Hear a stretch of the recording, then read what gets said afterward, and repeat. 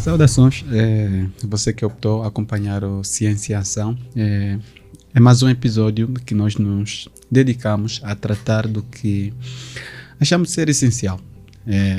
Despertar o espírito científico, no nosso entendimento, é uma obrigação de todos. Nós apenas participamos deste grande movimento. E hoje vamos fazer uma interseção muito curiosa, porque vamos tratar de ciência e de arte.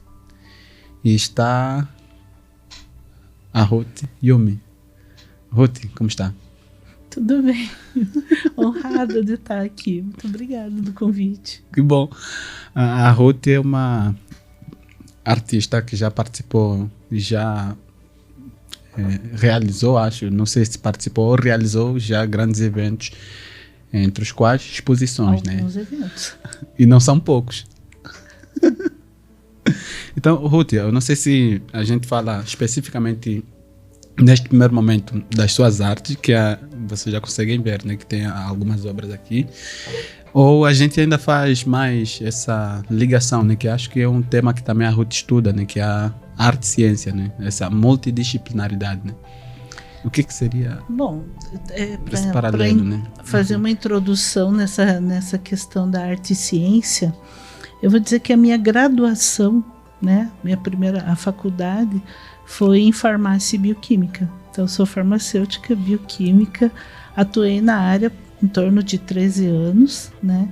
Inclusive, além de laboratório e farmácia, eu também lecionei na área com disciplinas assim como fisiologia, biologia, né, que são ramos da saúde ligadas daí à ciência. O desenho esteve comigo desde sempre, assim, é uma coisa que eu fazia desde criança e me mantive fazendo pessoal, por gosto, assim. Aí, depois de 13 anos atuando na área de bioquímica, eu enfrentei uns problemas de saúde que é relacionado à mão, o punho, que eu tive lesão, né?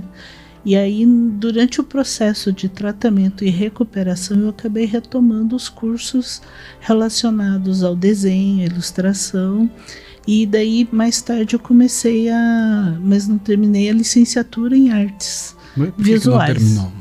Porque eu tive uma nova crise de problema no braço, né? Eu tive um novo problema de saúde que acabou me impedindo de prosseguir no tempo hábil, né? Aí, no intermediário disso, eu comecei a, pelo menos, dar aula em espaço particular, né? Quer dizer, em espaço não formal de ensino, eu comecei a dar aulas de desenho.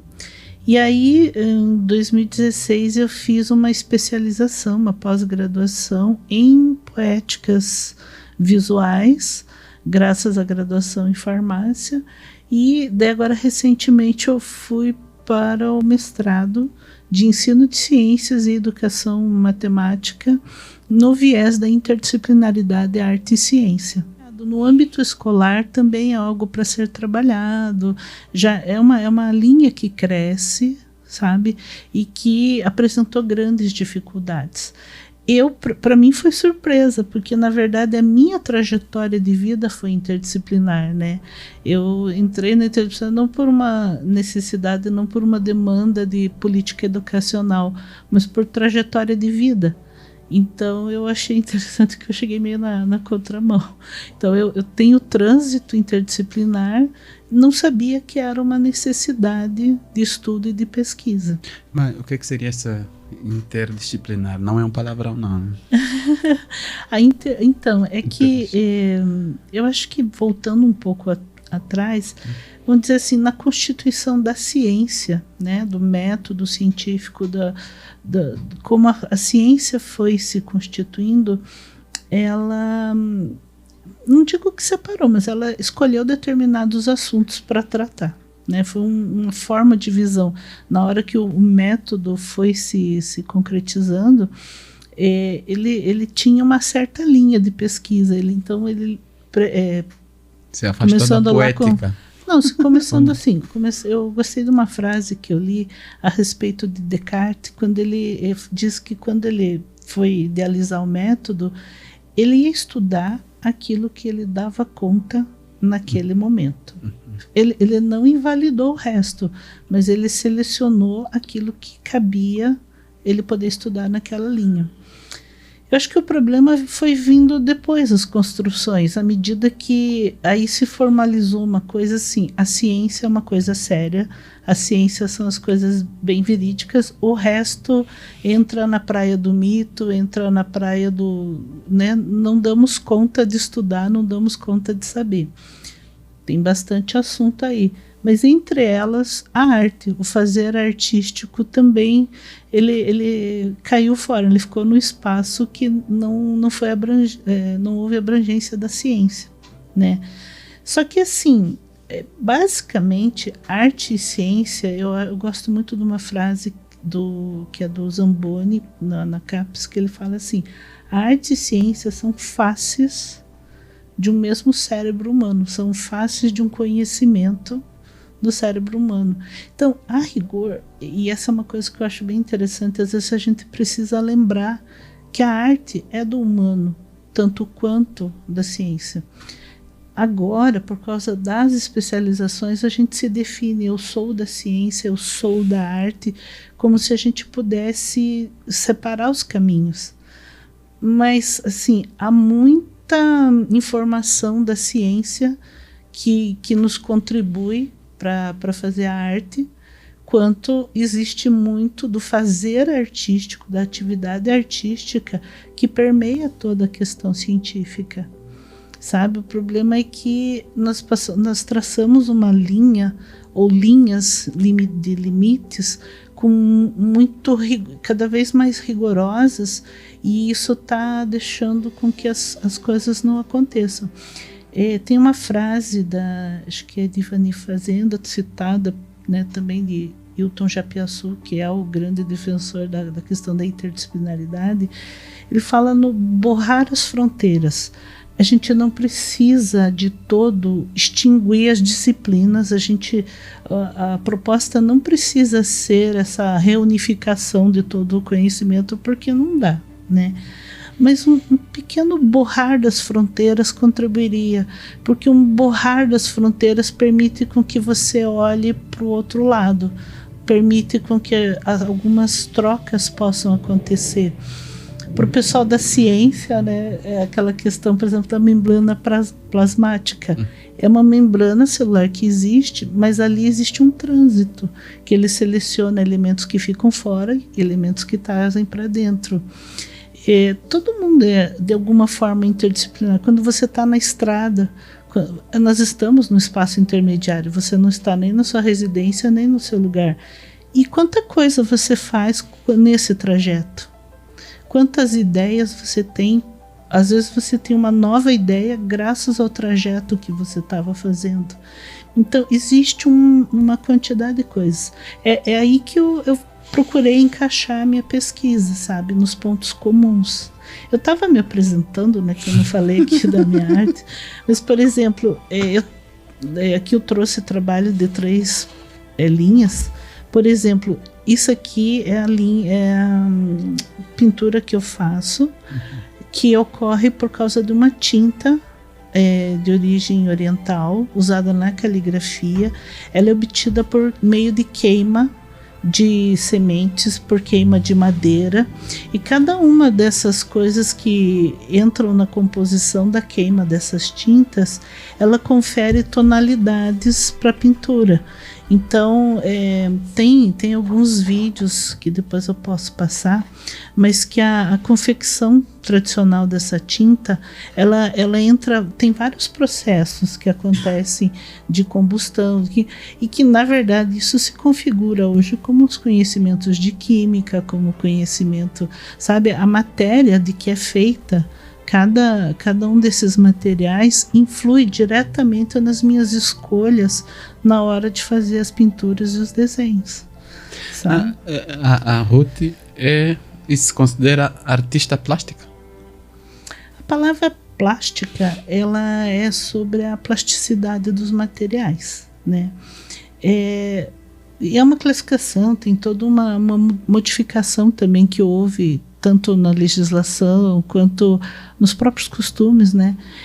Hoje a gente se coloca também como artista visual, porque ela te abre um leque maior de propostas que você pode realizar, tá? Por isso. Artes então, visuais.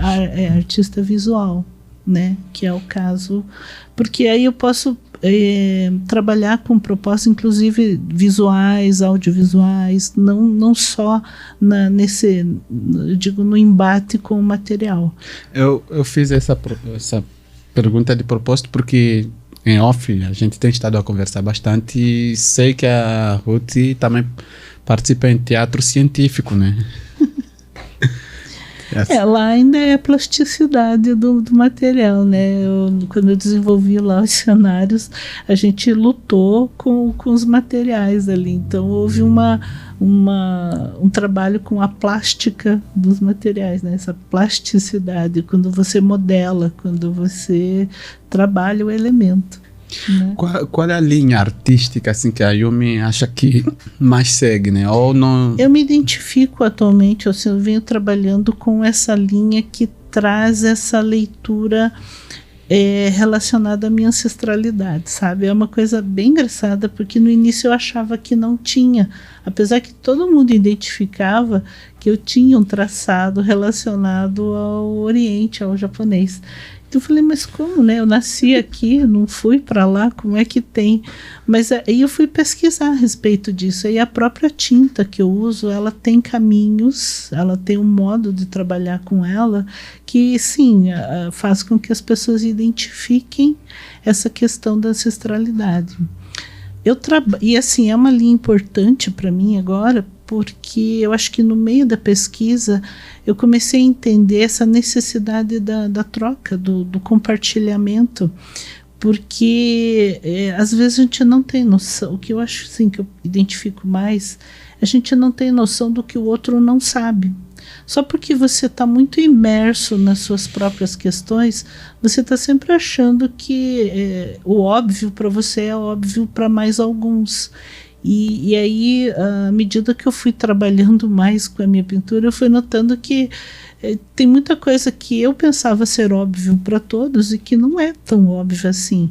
Então eu penso que se não está óbvio, vale a pena ser exposto, vale a pena ser divulgado, vale a pena pelo menos ser colocado para questionamento, sabe?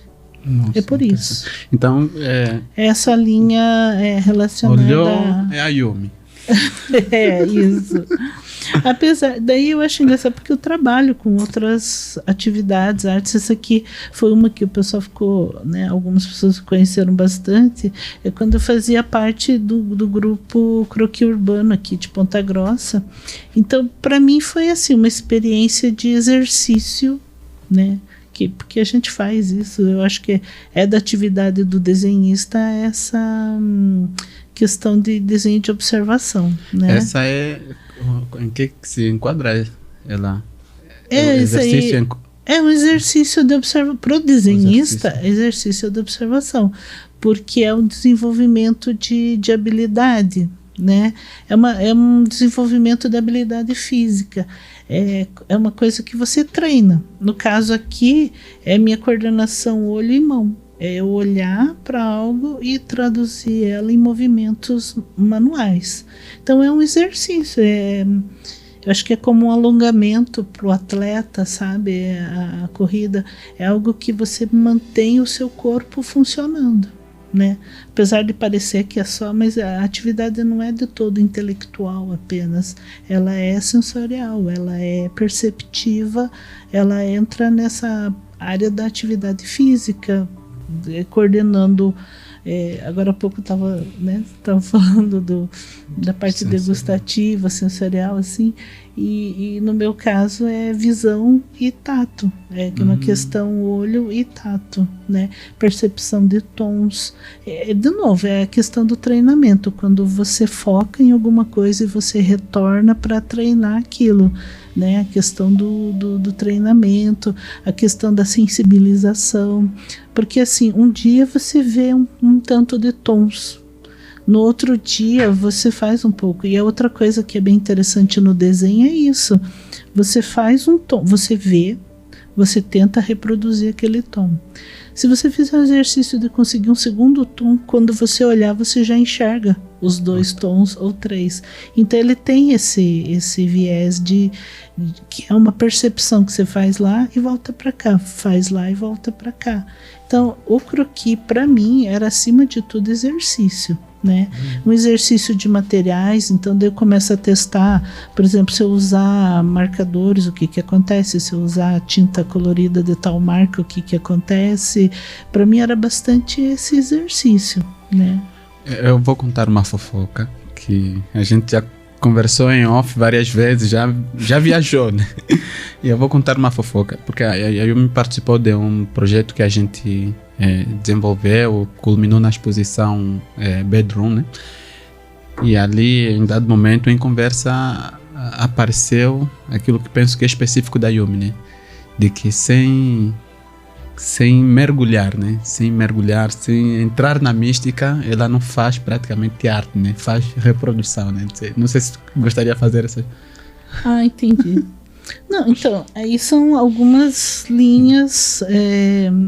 Eu acho assim, quando a gente fala muito sobre essa questão da sensibilidade, de novo eu acho que ele acaba indo para um espaço assim, como se diz, místico, como se fosse uma coisa muito, não é tanto, sabe?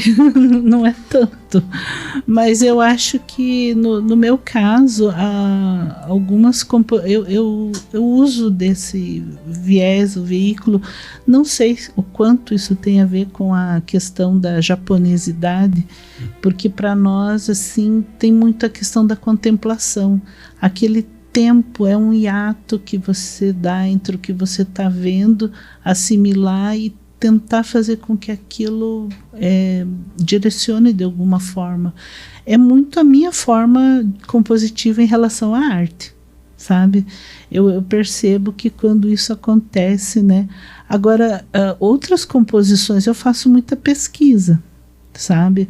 Eu faço muita pesquisa porque eu gosto de associar, mas aí é uma questão de gosto. Eu tenho que colocar que eu não faço por obrigação, eu me divirto fazendo isso, né?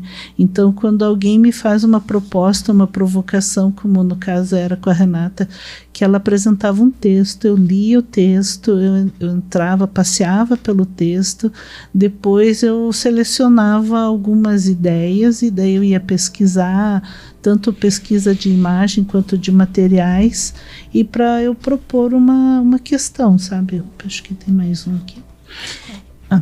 Daí,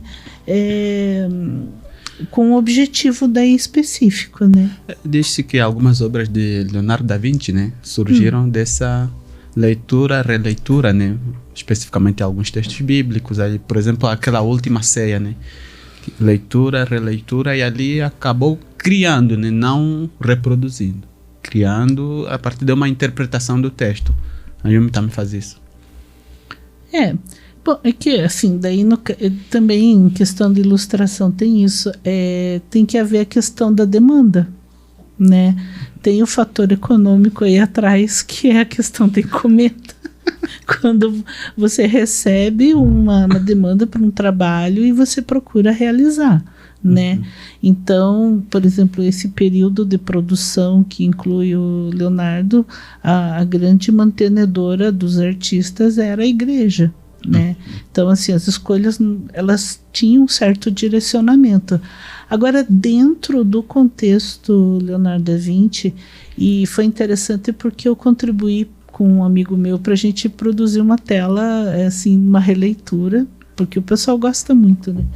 Aí nós fizemos, e assim, eu dei uma mergulhada nas histórias, em todo o estudo, e é uma coisa muito impressionante.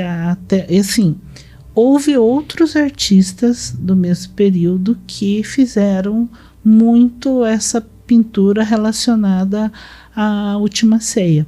Então, a Última Ceia é um tema recorrente de vários artistas. Então, em cima disso, dá para notar que Leonardo traz uma crítica, inclusive, sabe? Ele o posicionamento, por exemplo, do traidor no outro lado da mesa, né? Tipo, estão todos de um lado e tal. Mas, assim, enquanto eu estudava aquela obra, uma das coisas que me encantou é que ele entrou numa profundidade, assim, da expressão facial de sentimentos, sabe? Da incredulidade, da indignação, assim, conseguiu traduzir a personalidade de cada um dos apóstolos, né? Sim, ele em cada reação, assim, se você pensar que é uma pessoa que estudou anatomia humana, e aí, dentro dos meus trabalhos a respeito lá para o mestrado, graças a Leonardo é que se retomaram os estudos de anatomia humana, que depois vieram influenciar os estudos da própria medicina. Porque antes dele houve um intervalo, né? Houve um estudo que evoluiu na Grécia, houve uma interrupção, né? Tem toda a história aí da Idade Média. E aí eles retomaram, e Leonardo foi um dos que e as escondidas, né? Sim, mas assim, aquela curiosidade incontrolável dele, e ele precisar saber e investigar e colocar as coisas nos lugares certinho. Então, e a observação assim absurda dele de cada reação. Então, não sei, quando a gente vê tanto a obra pronta em si da Última Ceia, ela tem um comprometimento técnico, né? Porque ele fez ele quis fazer uma inovação, e aí o afresco ele cai uns pedacinhos, sabe? Tipo, então é uma das obras que passou por muitas restaurações, muitas. E ainda assim hoje, se você for capturar uma fotografia e tentar analisar ela, ela não está num estado assim interessante, porque ele quis experimentar uma outra coisa, ele quis inovar.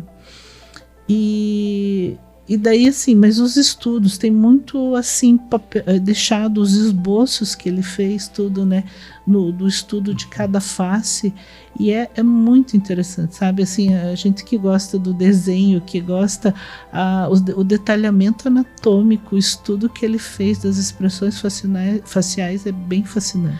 Teve não sei se também é fato ou mito, que teve uma disputa entre ele e o Michelangelo, né? O Miguel Ângelo, como se queira. Entre os artistas isso é muito comum. E se for, quem é o rival e a rival da Ruth? Não sei. Acho que, eu não sei, falo mesmo dessa rivalidade Michelangelo e Da Vinci, mas é que o Da Vinci ele já era um senhor, a diferença de idades também é alta, né? E daí o Michelangelo ele era mais jovem, e daí ele trazia outras propostas. Inclusive Michelangelo ele gostava mais da escultura do que da pintura em si, né? E daí eu acho que só esse posicionamento de opinião já rivalizava, assim, sabe? Então é comum entre artistas. É porque artista também é humano, né? E o humano que faz nessa vida é rivalizar. Cada vez mais expoente, assim, a questão das opiniões, né? Então, não faço ideia se tem, assim, pessoalmente alguma contenda com alguém. Não, porque agora na arte contemporânea há um espaço para o diverso, não é? Para diversidade, assim. Eu acredito que eu contraponho um pouco com a questão do traço exato, sabe? Porque eu vou um pouco essa linha do borrar as fronteiras, dos borrar os limites, assim, também existe na minha questão artística. Essa ilustração será que traduz um pouco, não? Traduz um pouco, assim, eu acho que uma característica minha é esse fugidio, sabe? Faz parte um pouco da minha poética, as manchas, né? Eu não gosto da coisa exata, da coisa fechada. Eu gosto que tenha esse espaço pro difuso. tem várias histórias possíveis, né? Mas eu gosto, é um gosto pessoal. Eu gosto quando alguma coisa fica embaçada e a sua imaginação pode flutuar nela, né? Porque você pode pensar outras coisas. De repente eu fiz um desenho sobre uma coisa, mas você pode começar a ter outras percepções. Tem muita gente que olha para uma pintura que eu fiz, sabe? E uma pessoa vê exatamente uma coisa, a outra pessoa vê outra coisa, sabe? Eu gosto disso. Eu vou entrar nesse tema. Não sei se vai ser tópico para um outro episódio, mas porque nas várias andanças e conversas sei que a Yumi é bem fenomenal, quer dizer, palmilha pela fenomenologia, né? E eu não sei como formula a pergunta, mas é em relação à leitura e interpretação artística, né? No sentido de, sempre se diz que é muito difícil entender o que o artista quis dizer. E em arte, a minha leitura ela é muito singular, é muito pessoal, né? Nem sempre ela vai coincidir com o olhar artístico. Fato ou mito? Não, isso eu diria que é quase uma, não sei dizer se é uma regra, não, mas é um direito do leitor. É um direito do leitor, porque a sua leitura, ela diz respeito à sua história. Eu acho que na filosofia tem isso no estudo de estética, não é? Porque ele compõe o seu universo, sabe? As suas imagens e tudo mais.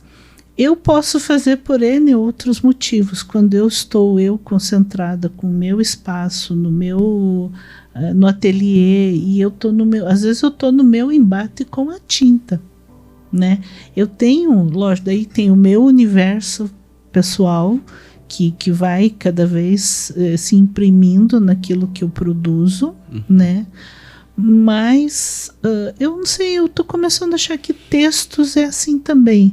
Quando você cria um texto e você solta ele no mundo, não tem pessoas que fazem leituras diferentes, pessoas que chamam a atenção diferente pelo seu texto. Às vezes você faz ou mesmo um vídeo, né? De repente você faz com uma proposta porque você está falando de um determinado assunto empolgadamente. Aí vem alguém e fala assim, eu aprendi tal coisa com você. Eu, como assim, né? E às vezes, tem uma frase que eu acho que é de um educador que ele diz assim, que a criança não aprende pelo que você fala, ele aprende pelo que você é. Então eu noto, às vezes, meus alunos aprendendo cada coisa. Eu estava ensinando uma coisa, ele me aprendeu outra, sabe?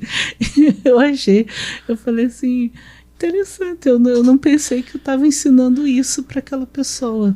Então, a relação do artista com o que produz é um pouco de desapego, sabe?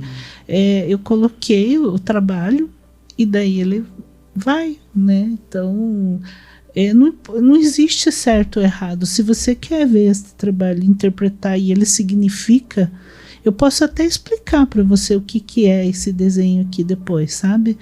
Mas lá no fundo ele não vai mudar a primeira impressão que você teve, porque às vezes ele refletiu em algo que era do teu universo, das tuas experiências.